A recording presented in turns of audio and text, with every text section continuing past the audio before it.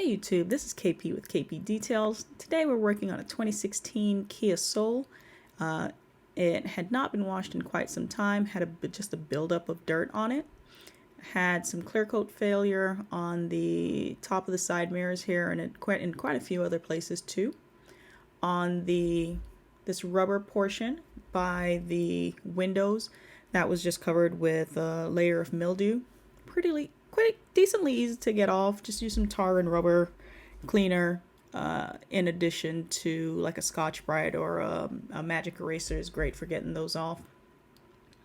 On the top you can see the buildup here, and the owner was telling me that they don't run it through car washes, which is great for not having a lot of scratches and so forth on the car. Then once we get around to this right side now, you'll notice that there's a PPF that's failing, and then the wheels themselves, or the rims, you see that dust? That's, I believe that's just the clear coat that has failed at this point on these. And then inside, the rims need to be cleaned also. I did do an interior cleaning on this car, but unfortunately, wasn't able to record it very well and the footage wasn't good enough for me to put in here. We can see what the interior looked like. I'd have to say, of all the vehicles that I've detailed, the carpet on a 2016 Kia Soul is the worst. It's like Velcro, in all honesty. So it is not easy to clean. I would not wish it on my worst enemy, especially with pet hair inside of it.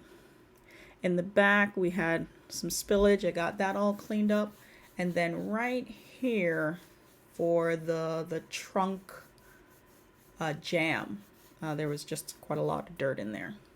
So first of all, I'm going to start with the wheels.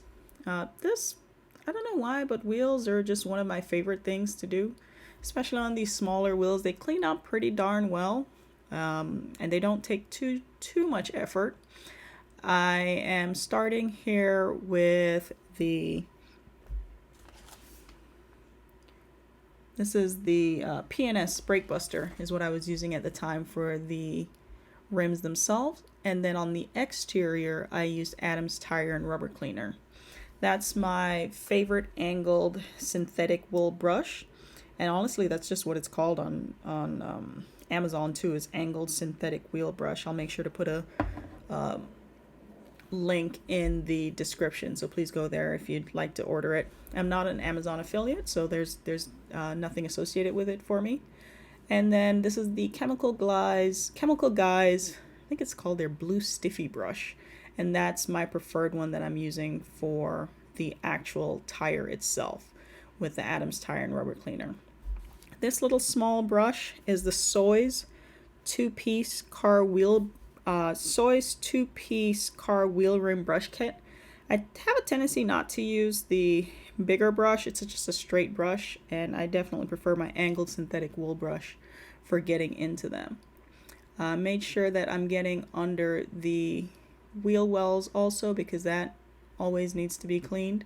You will get quite a bit of buildup. Even though we're down here in South Florida, you're not going to get salt and so forth. We do get dirt and whatever else it is that you're running over. Making sure that I'm getting the valve stem and then also the lug nut areas, because those get quite dirty too, and if you're doing a detail, that's definitely one of the places that you should be hitting. Next, after I did the tires and the wheels, I am getting off just that brown grime that was just all over the car. It's actually like the grime was actually really protecting the paint, because as you can see, it's not beading, it's not sheeting, there's no protection on this vehicle. So making sure not to get too close to the paint, because we know that the paint is in the process of failing at this time. So just getting nice close enough to get it off without actually damaging the paint, and getting off whatever else might be stuck on the painted surfaces, the headlights, in the little crevices and so forth. Just making sure to get everything blown out really well, because once you get your soap on here and you have your wash media, you want to make sure that you're not scratching up the surface with your wash media just because it's picking up all that dirt. So I do try to make the surface as clean as possible before I get started. That little grill in the front was a little bit of a pain to get. I did go back around with it with just a detail brush to get in those little holes, and that worked for me.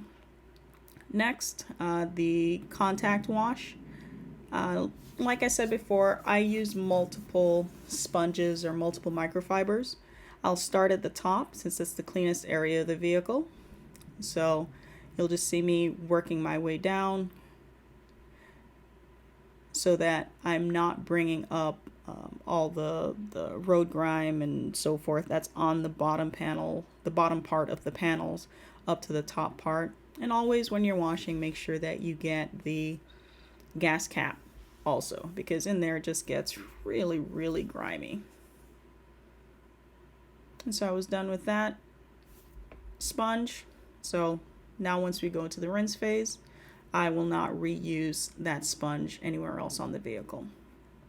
Now, this part was interesting because remember I was telling you that the carpet on the vehicle was it's just the worst carpet that I've ever had to deal with, unfortunately.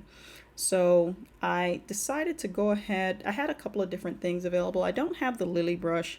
That was never one of the things that I've ever ordered, but I do have what's called a fur eel, which I didn't use here. And what you see me using here is the Analan 2.0. I love this thing. It's really good. It's got three different, three different teeth. So depending on the type of carpet that you have, how tight the weave is on the carpet will determine which size that you use. So found the side that worked well. Got my DeWalt wet dry vac here, and that really helped to clean up these carpets everywhere in the car very well, because they do have, I think it's two smaller dogs. They don't shed a lot, but I did get some pet hair that was in the car, and I did wet it also with a little ONR, and that seemed to help to get the dog fur up. Next, this trunk hinge right here. You see how dirty my microfiber is? I just had to toss it at the end of the day. There was no repurposing that for anything at all. But I went in, and even though I'd already washed this, I went back in with the microfiber and some soap to really just get into all these little creases and crevices, because what happens is whenever it rains or whenever just water is, even if you're going through like a tunnel car wash or whatever it is, which I typically don't recommend because there's gonna just induce a lot more scratches on your car, you're not gonna get this area. You really have to have a hand car wash in order for you to get in this area. And if you are in there at least once a month, you just never get this sort of a buildup. And so this is what it looks like after I was done. And now we are all done with the 2016 Kia Soul. If you would like your vehicle detailed, please contact me at info@kpdetails.com. You can find my website, kpdetails.com. We are a mobile detailer, so we will travel in Broward County. This is for a friend of mine, so it was a special request. I was up in Wellington. You can see just how beautiful the car looks after, with the exception of this PPF. Did not take off the PPF because it will actually take up some of the paint at this point. So please remember to subscribe, like, comment, and share. If you have any questions, comments, please make sure to put them in the comment section.